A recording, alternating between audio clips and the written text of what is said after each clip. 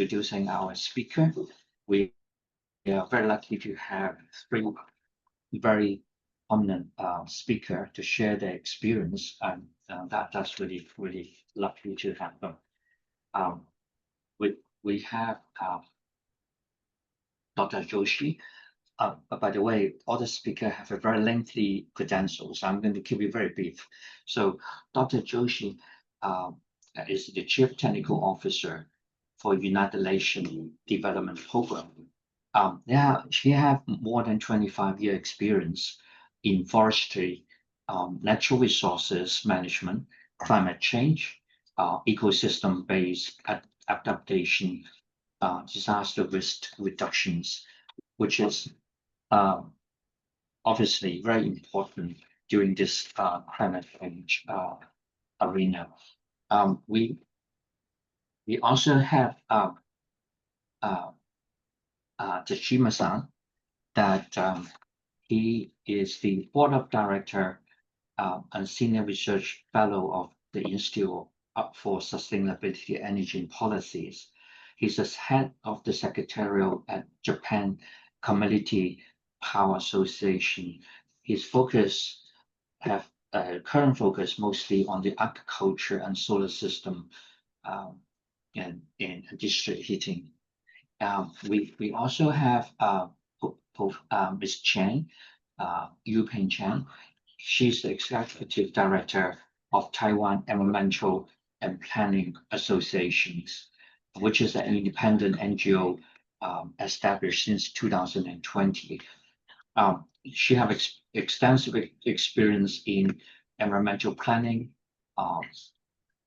impact studies, especially on the connection between the water, food, energy, and ecosystem in Taiwan. Without further ado, I'm going to let Dr. Joshi to start the presentation. Each speaker will have about 10 minutes to share. All right. Thank you very much, Andrew. Now, is it visible? You can make it full screen. That would be easier. Yes. Just a moment. So it's lower down, right? Just the one. All right. Yep. Okay.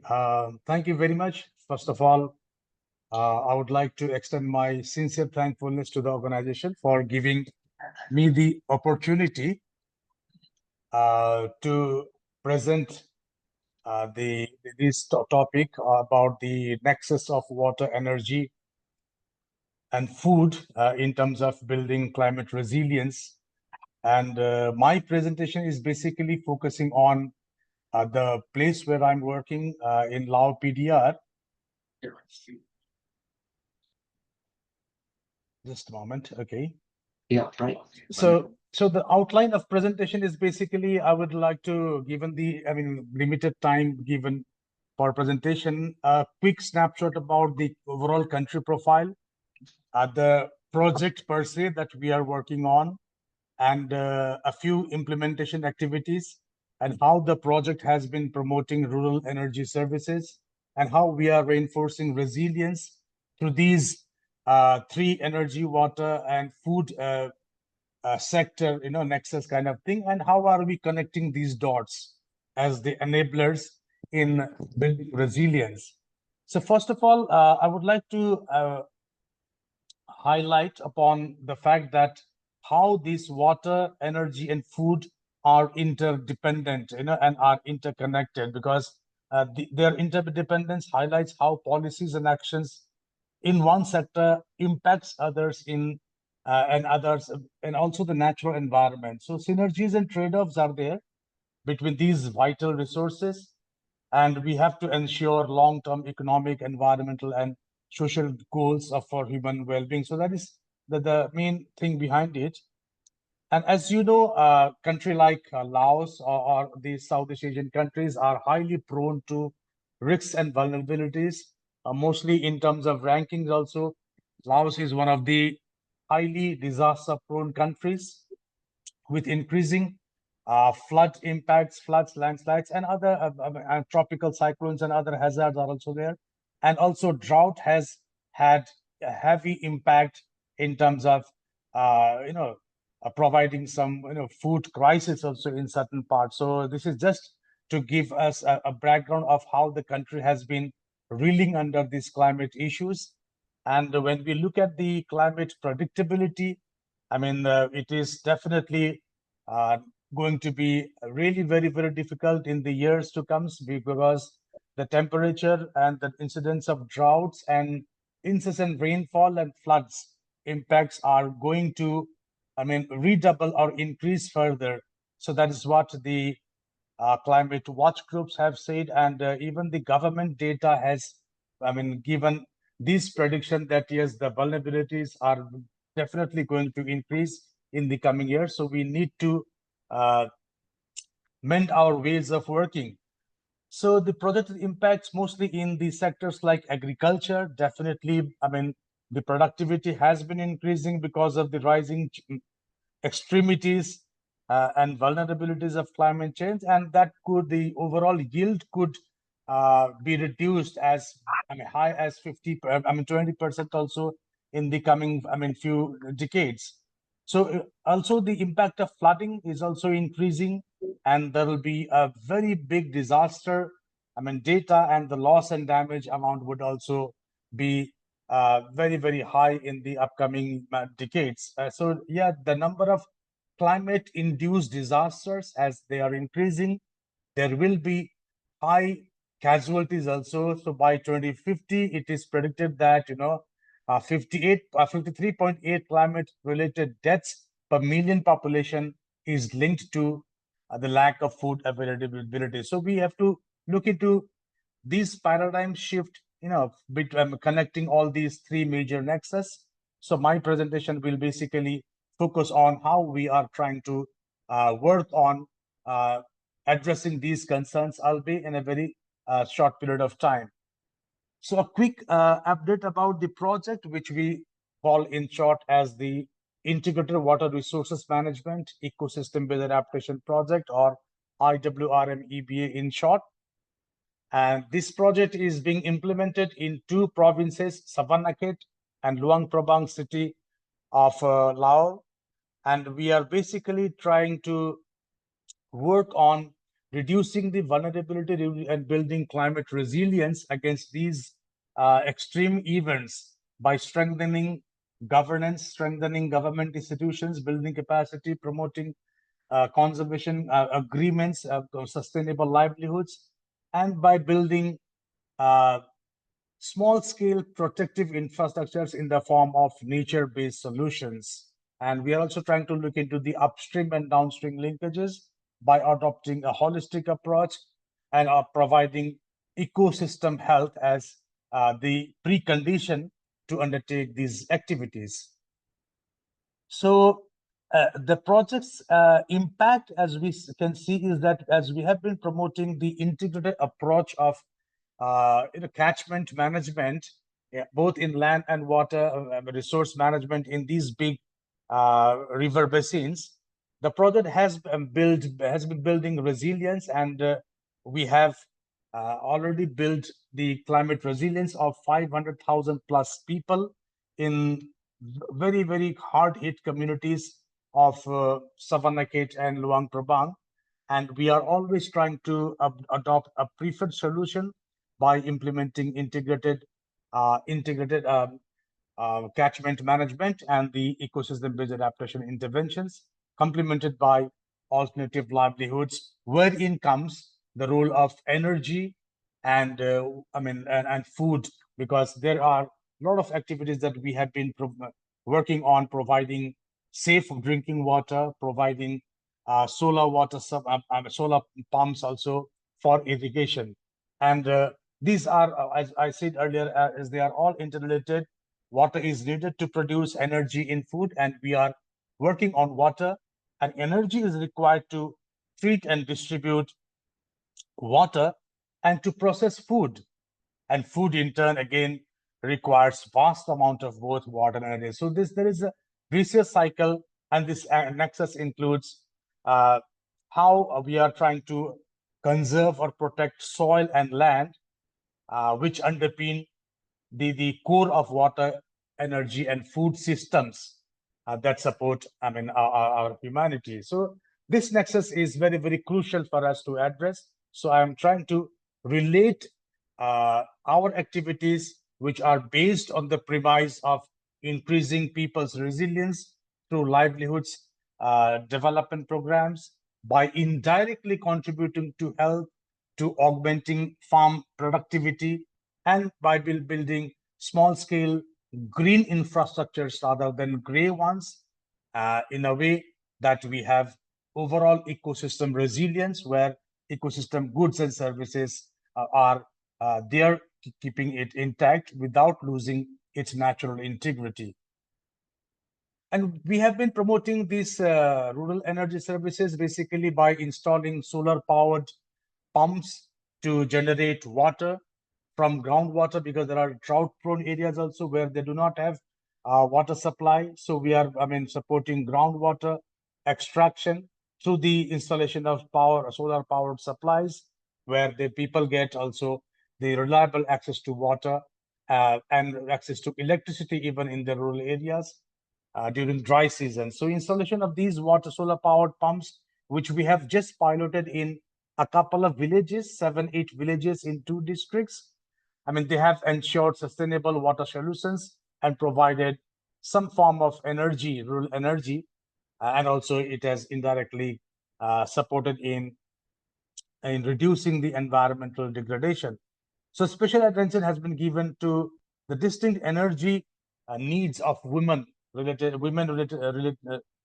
headed households, where economic activities are also provided, so that these rural energy supplies are supporting as a value addition in meeting their needs. So these are some of the activities where we have been doing near the big river basin of Yazangbang River, which is one of the mighty rivers of Laos. And as the area that is shown is relatively very, very dry, so we have been trying to provide irrigation facilities through these groundwater supplies based on the rural and solar power installations. And also, we have been providing these solar panels to schools and to other health facilities. So the entire concept of providing energy to the rural households is basically to contribute to UNDP's sustainable energy for all. And we are trying to attract more and more of public-private partnership. So that is where the problems are. So I'll talk about it later, but definitely it has to be accessible, affordable, and sustainable.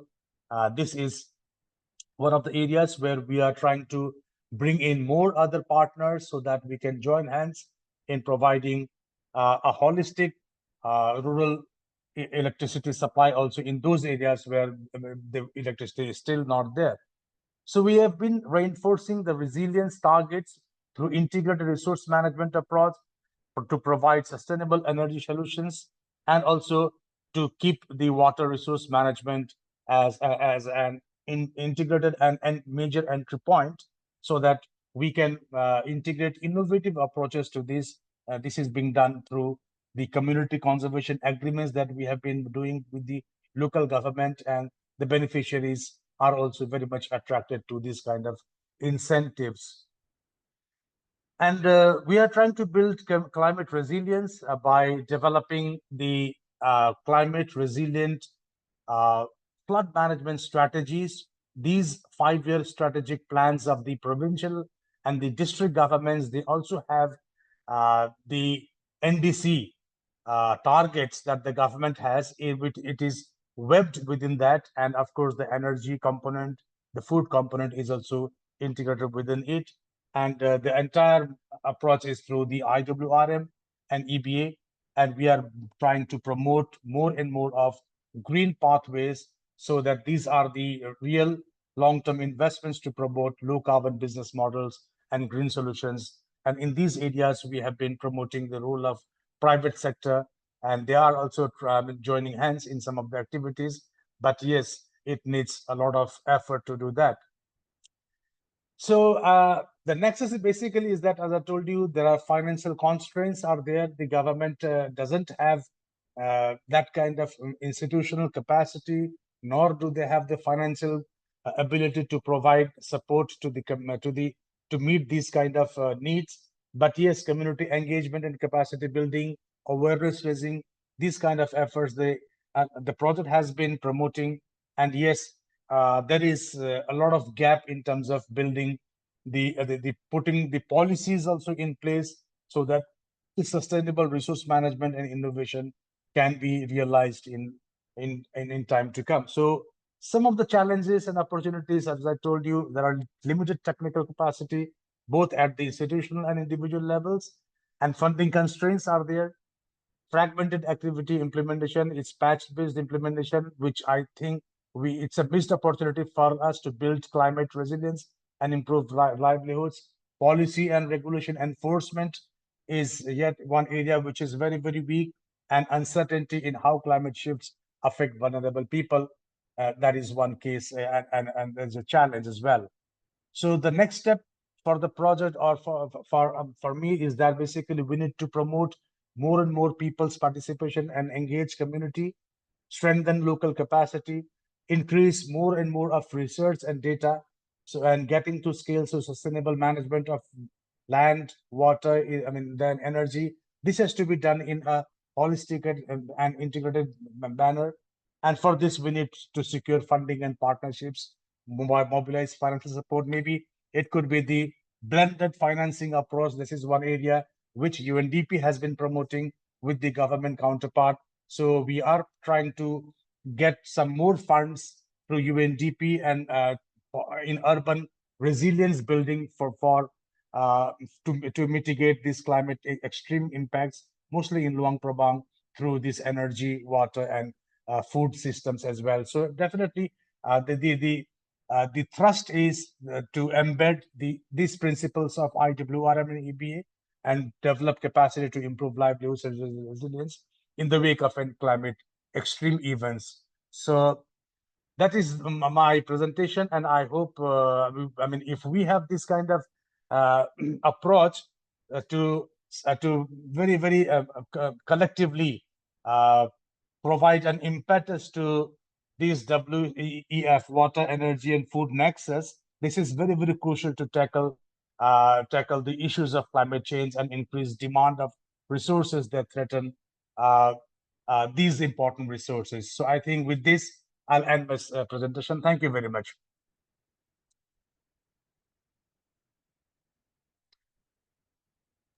Thank you. Thank you very much, Professor Joshi. We're going to save the question to the very end. So we're going to ask our next speaker, Tachima-san, to share his insight on this topic.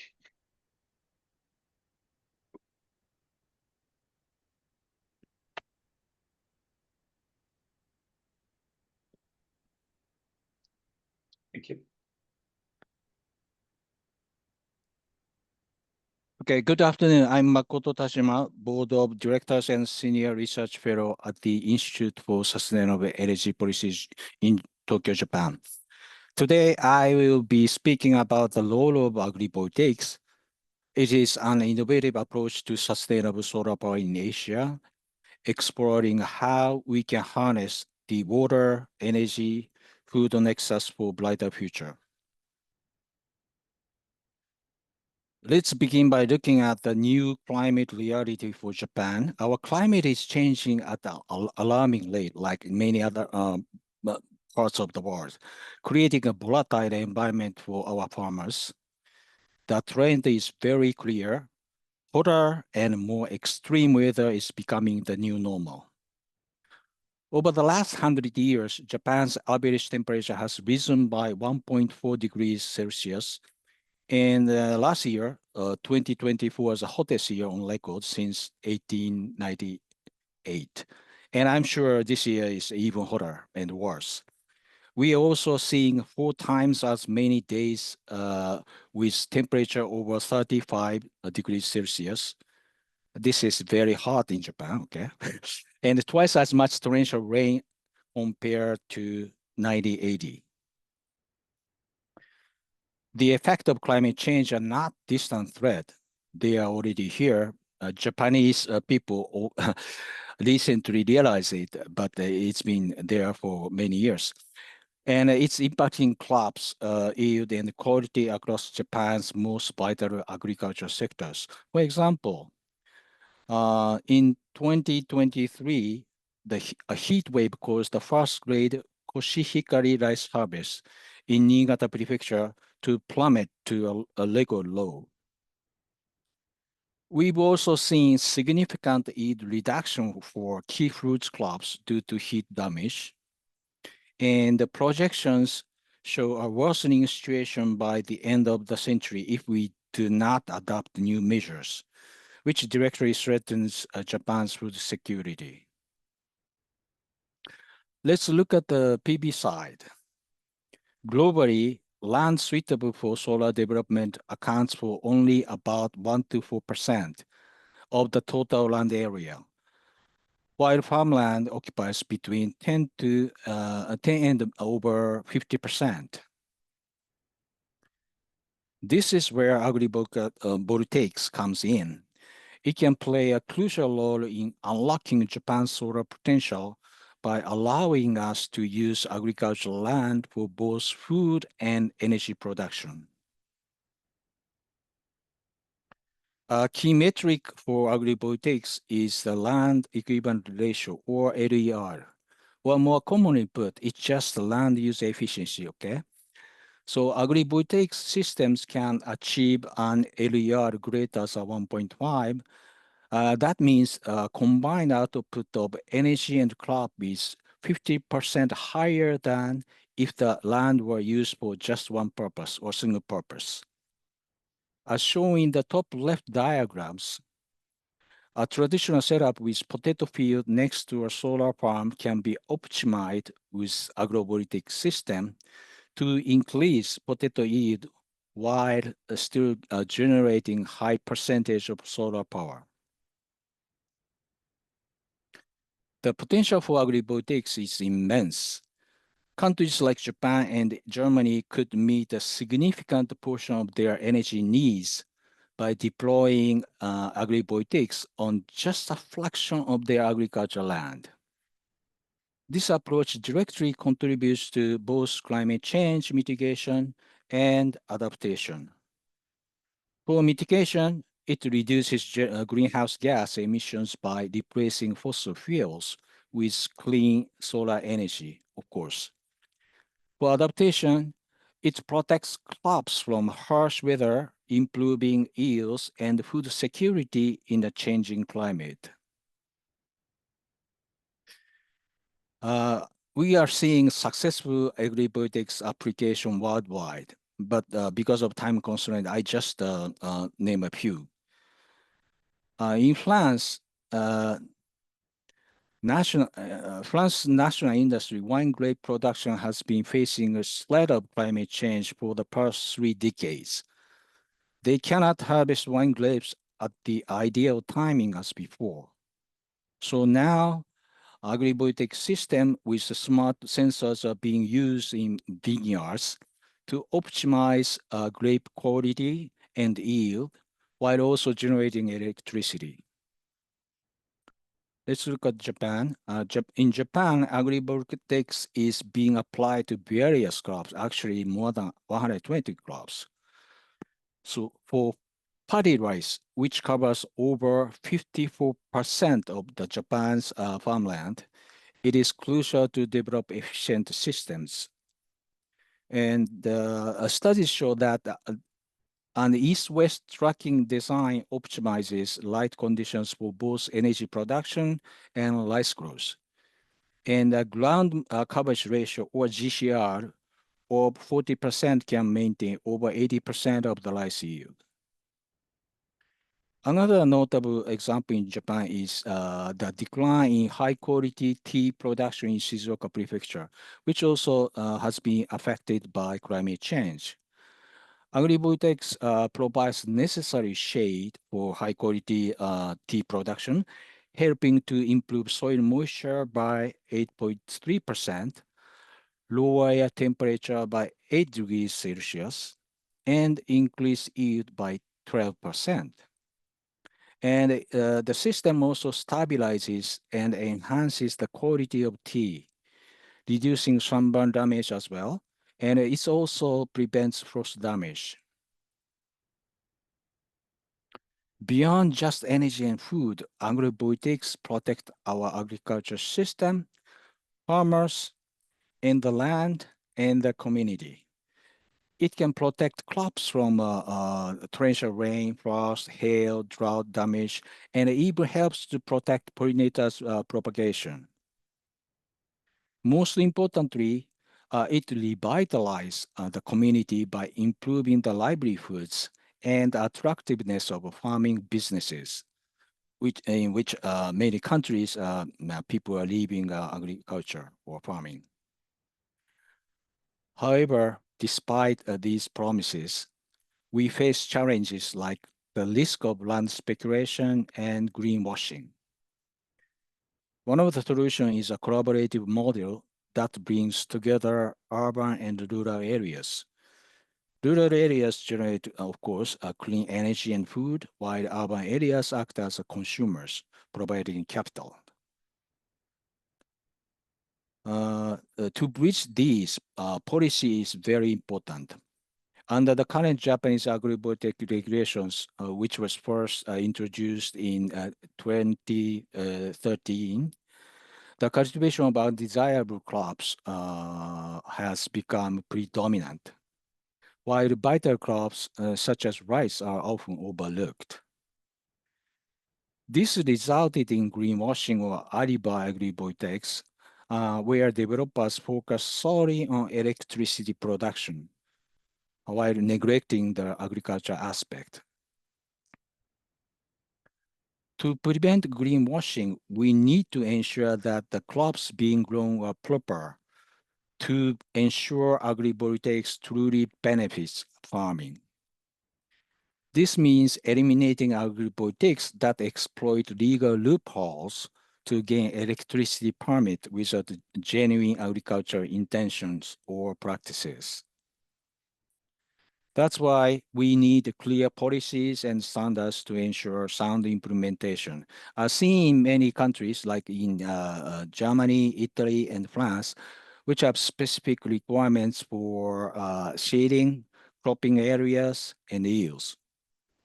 None of them, of course, is perfect, so we must continue updating them. The yield requirement may not be an effective regulatory measures as seen in Japanese case. It failed to ensure sound agrivoltaics. Instead, it placed an unnecessary additional burden on both farmers and regulators. Today, I didn't cover enough of the, but please do not forget that providing a proper incentive is very important in the another key policy measure. To conclude, by embracing rational land use and robust urban-rural collaboration model, sustainable solar development in Asia is not just possible, it is essential. Agrivoltaics are a key instrument, one of the key instruments to combat climate change and build a truly resilient and sustainable future by focusing on the water, energy, food nexus. Climate change won't wait us. So it's time for you to join our over 25 countries already implementing agrivoltaics, even if it's through trial and error manner. Thank you for your attention. I'm happy to take any questions.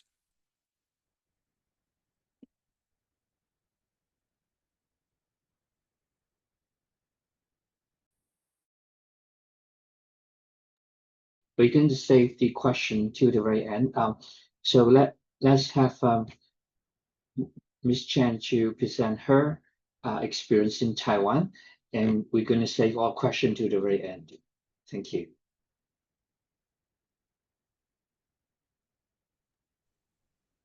Hello, everyone. Do you see my my slides? Okay, cool. Okay, so I will share some interesting story from a different angle. It's not very scientific, compared to the previous two speakers, because we have a very interesting moment and event. So that's how we are going to open up this by saying that the nexus of food, water, and energy nexus is really a bright idea, but in Taiwan it's casting shadows, and people are doubting that dual use solar could ever be really possible in Taiwan. So I'm trying to go through to the next slides. Okay, let's see. It's not going through, is it? Sorry, I'm not. Let me see. It's not moving yet. It's not moving, and I don't have the mouse to work on it. I don't know why. Sorry. It's showing some. Oh no. Can I ask for technical support? Hit enter or allow, maybe. No, it's not working. Can someone just stop me so I can Okay. I can reload it? Then reload it. Yes. Yeah, sorry. Okay, let me try again and see if it works. Where is it? Where's my slides? Okay, here. Oh no. Is it working now? I'm not sure yet. It's coming up. Okay, let's try again. Okay, so I'll skip this one and go to the next one. So I'm going to share a story about our recent typhoon, but before the typhoon, this year has been political in Taiwan. So there are half part of the Taiwanese people wanting to maintain independent from China's threaten, but there are another half that doesn't think of this way, and that affect our renewable energy policy. So earlier this year, we have this great voting out of some of the parliament members, and people were using this political slogan by saying we loved our small mountainous country. That's drawing from a poem, which is really affectious and emotional to many of the Taiwanese people. But for this other part of the Taiwanese people, they criticize this kind of momentum, saying, "Oh yes, the small, mountainous, and also the country is filled with solar, which is targeting to their against of the current government." So yes, we are a small mountainous country, and we were hit in July by a moderate typhoon. This typhoon has a very unique pattern. That this is the first in almost 40 years that hit Jiayi, which is in central south of Taiwan. It's not from the Pacific Ocean, but from the Taiwan Strait. So because we are mountainous in the middle, so normally if the typhoon came with sorry, I'm only seeing half of my slide, so I hope you can see the arrow. So that's a normal pattern that typhoon came from the eastern of the coast, and they will hit a mountain and got lessened in the western side. But this time it went from the western side with a very unique pattern, and it's quite strong in terms of the wind and also the rain. So it causes 9 deaths and 700 injury, and also a huge area of the countryside is impacted. On this photo, the blue ones are those that's having their rooftop having blown off, and they have to cover it with some temporary covers. So it's very devastating. It's also devastating to our solar panel. It has damaged a lot of the panel, so more than almost 3,000 tons of the solar panel become a waste, and it wrecked mostly of the floating system. So it's people started to concern about, because it's been several weeks after the typhoon that people are still not seeing complete recycle of this waste. So they started to blame about the water pollution and also the accountability of different companies and also the government.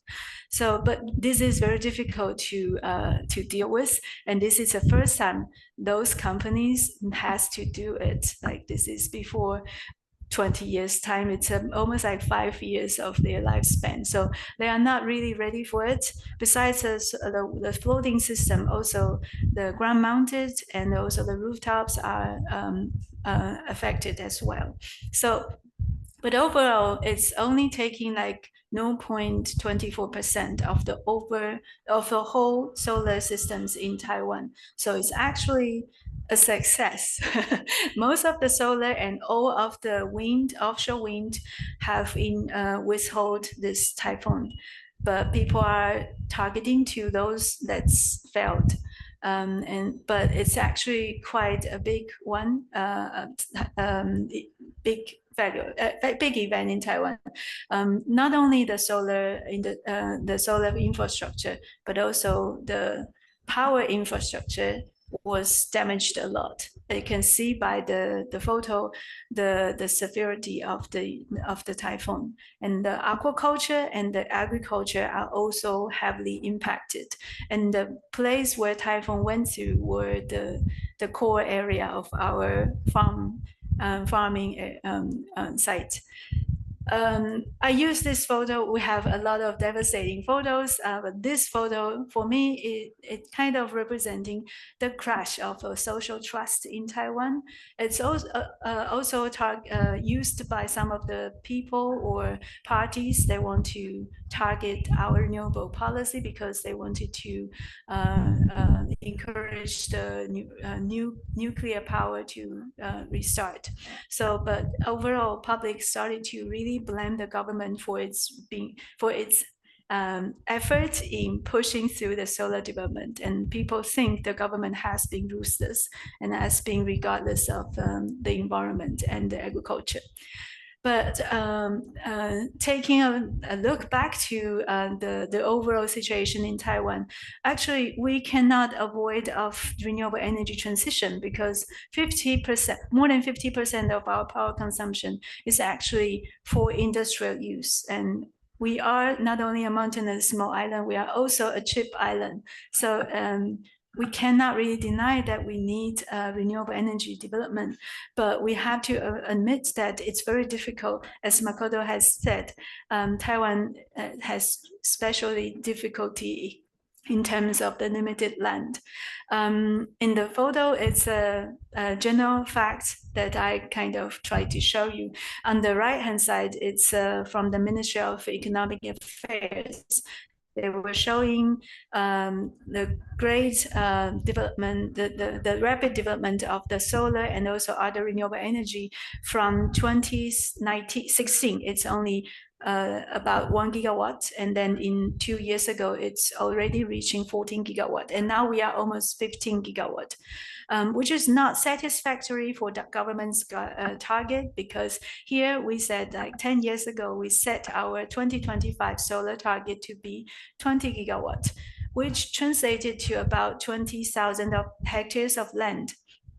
And people are very worried about this number of land, because even though statutory arable land on the flatland is about 600,000 hectares, so it's about 3% of the farmland may have to be sacrificed for our renewable energy transition, but actually cultivable land on the flatland is even less.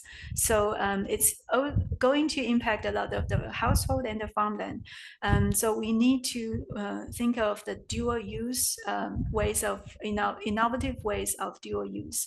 And we actually have a lot of dual use examples on the rooftop, on the aquaculture, on the chicken house.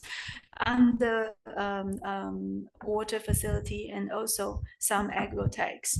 But the majority of the solar is still done by on the open land.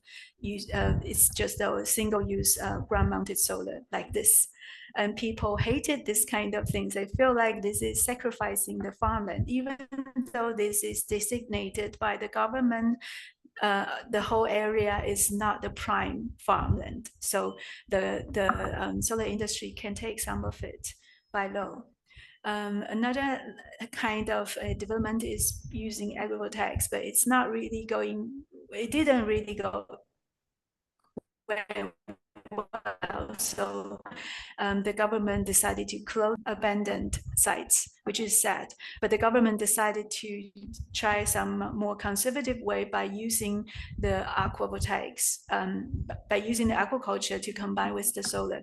So this map of Taiwan showing on the green area are our aquaculture sites.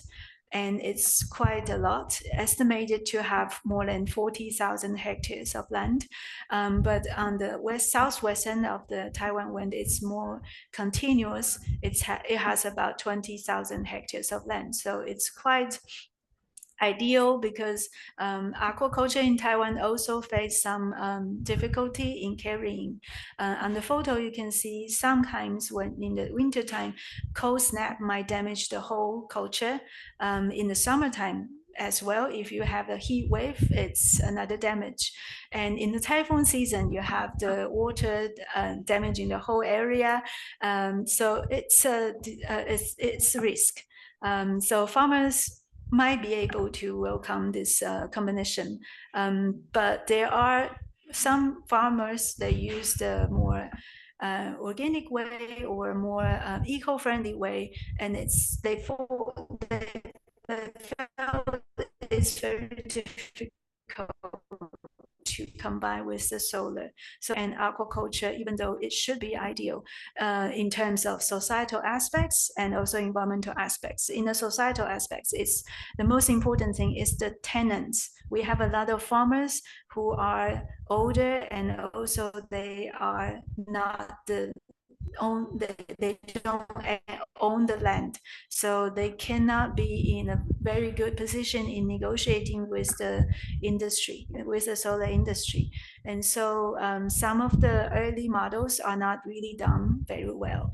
On the other hand, because the fish ponds used to be wetland, so it's actually very important habitat for the migratory birds in the wintertime. And now with this kind of big material, big infrastructure coming up in the fish ponds, it's very difficult to still having the birds coming to use the same area that they used to. So, well, we have to have this kind of very sturdy, strong foundation to be incorporating the kind of typhoon disaster. So it's very difficult, even though it's ideal, to come up with a win-win-win situation, but we are trying at the moment. So aquavoltaics now, this is the old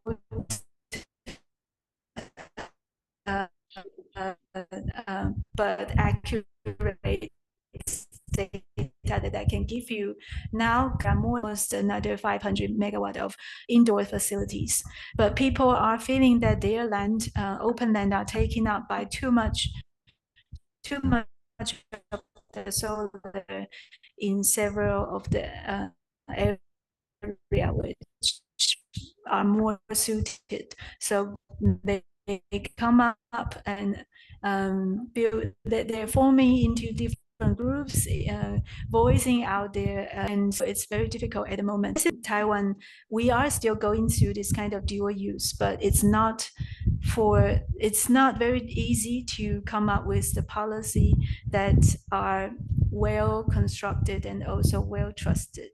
But we are diagnosing the kind of weak points at the moment with the government, and hoping that with the typhoons crisis, we might be able to gain the trust, and also again gain the attention and build the people's opinion, and come up with a better modified way to go through the energy and food dual use in Taiwan. Thank you very much. I welcome any feedback. Okay, we're going to let me look at like what questions we have. We have 3 questions so far. The first question is actually for Professor Dr. Joshi.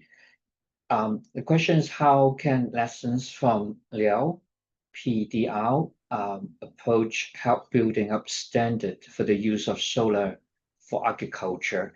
And if how can the Lao case give national regulation in other country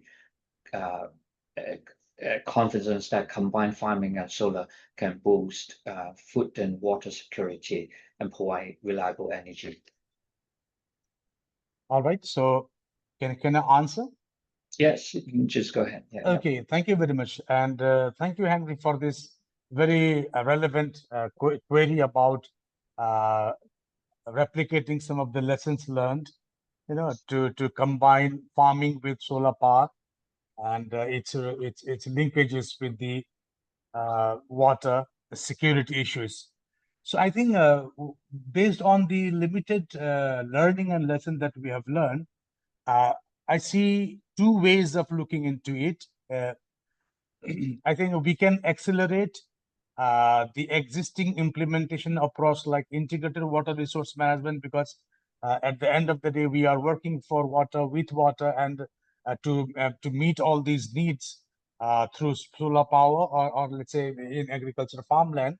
So integrated approach of IWRM and adaptation by mobilizing a blended financing mechanism. That means we have to bring the stakeholders on board, and where government also allocates core funding.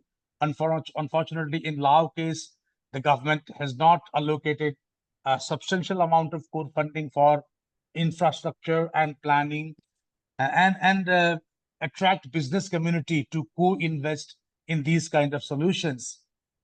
So there should be a partnership model to ensure shared responsibility and reduce public financial burden. That is important for a country like Laos, and unlock scalable and climate resilient development.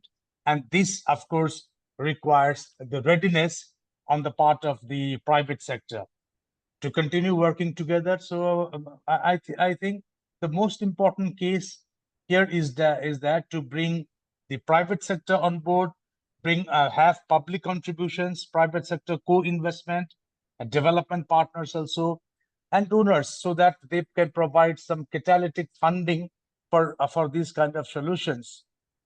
Because this is one of the big gaps that we have faced in Laos, that in the absence of climate finance instruments, we cannot leverage access to global climate funds like, let's say, Green Climate Fund or Adaptation Fund.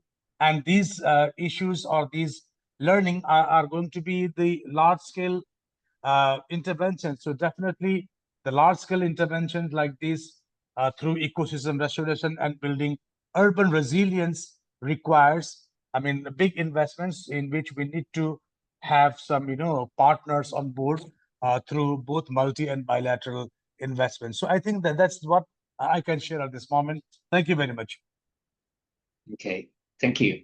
I have a question for about Taiwan with the typhoon damage to solar panel in Taiwan and the emerging climate risks to Laos and Japan. What safety standard? Okay, let me see. What safety? Let me see. Okay. Okay. What? Oh, I lost the question. Let me look at that. It kind of move. Okay. Okay. Oh, they already answered. So let me refresh and ask the a slightly different questions. So the question was actually for Ms. Chen.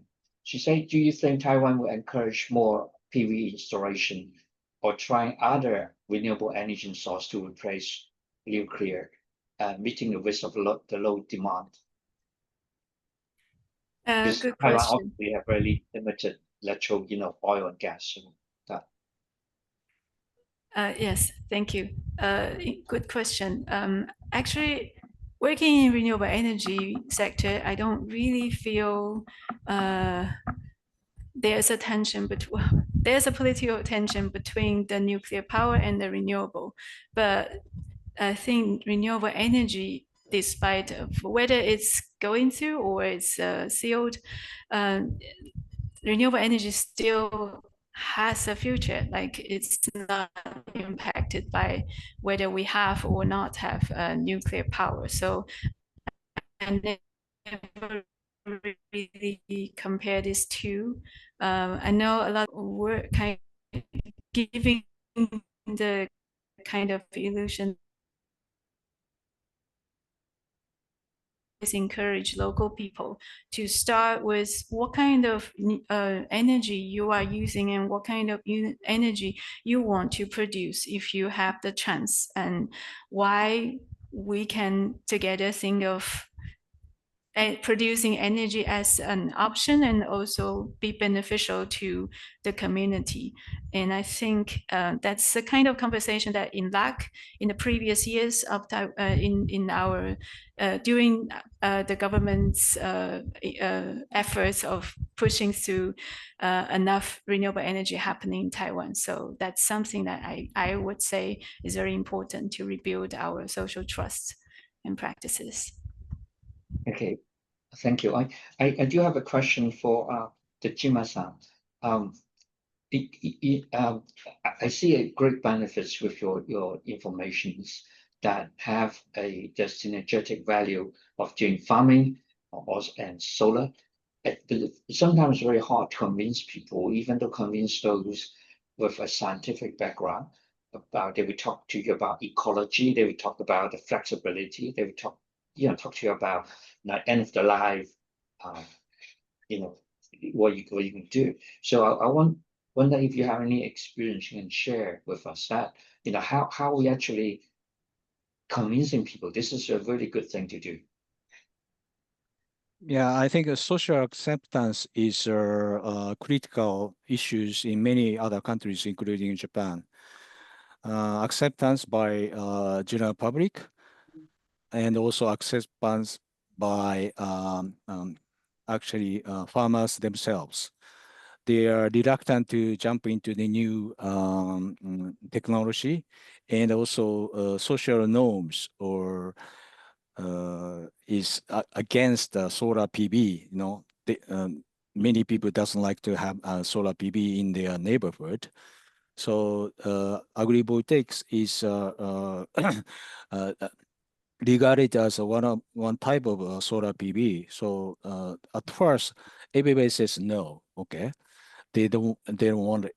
They don't want it. So it takes a lot of time to effort to change the public image against the renewable energies, and also on the top of that, government policy, Japanese government still hasn't introduced carbon pricing mechanism yet. And then we have very cheap fossil fuels.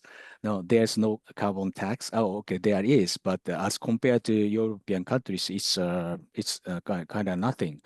So people who try to promote renewable energy has to compete with this super cheap fossil fuels.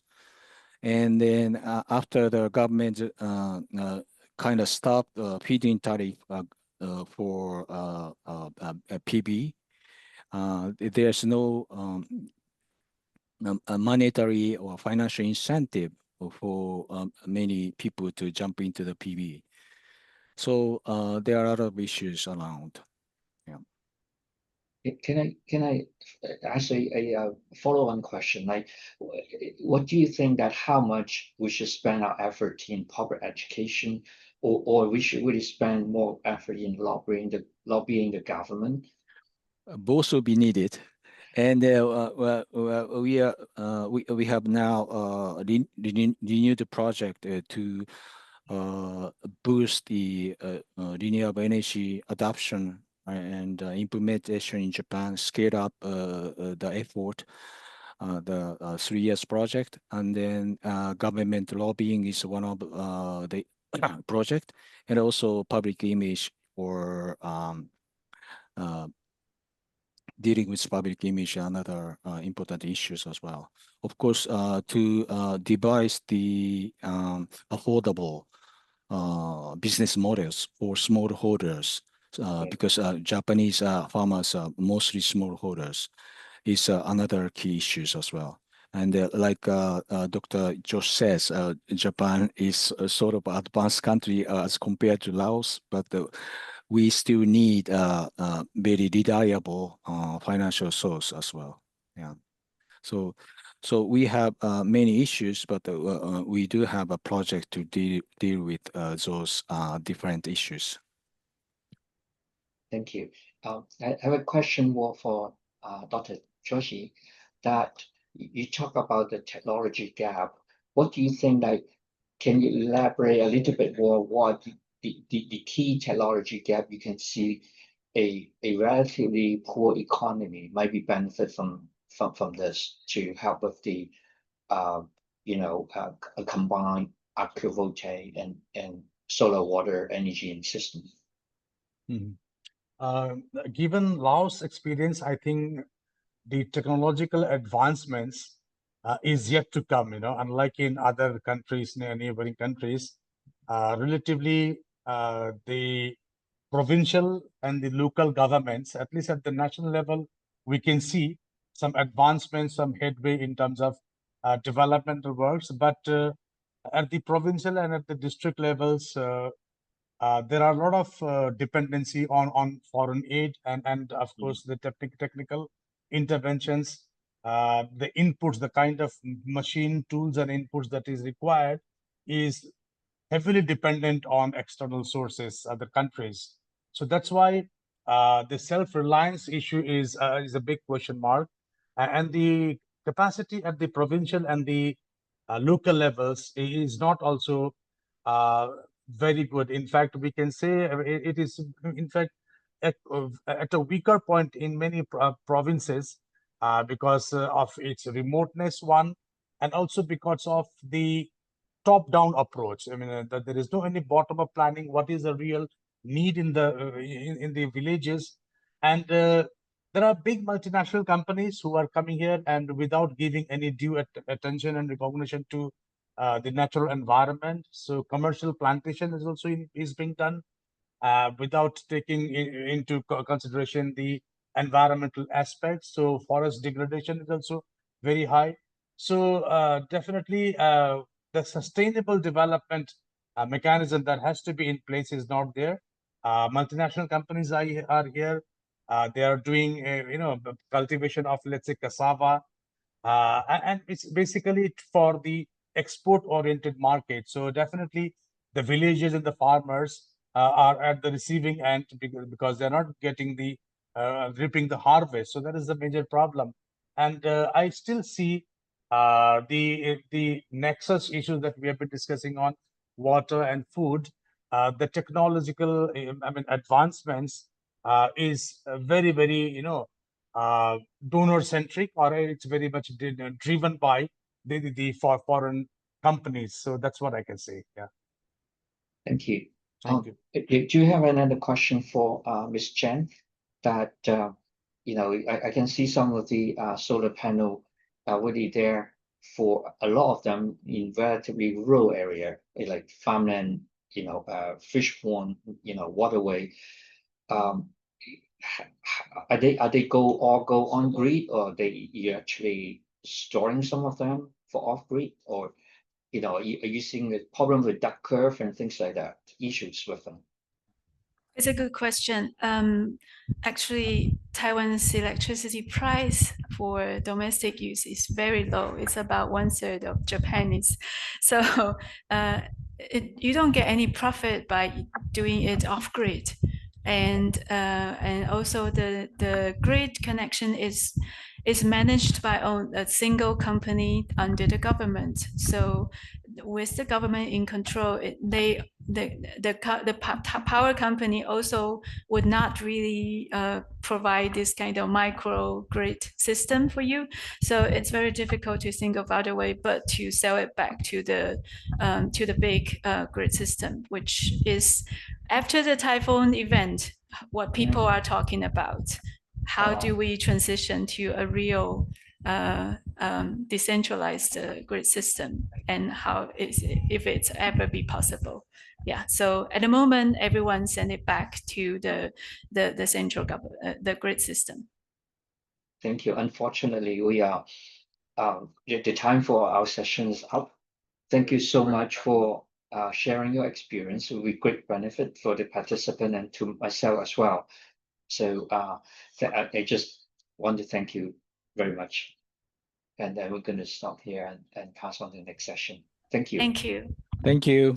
Thank you very much. Bye.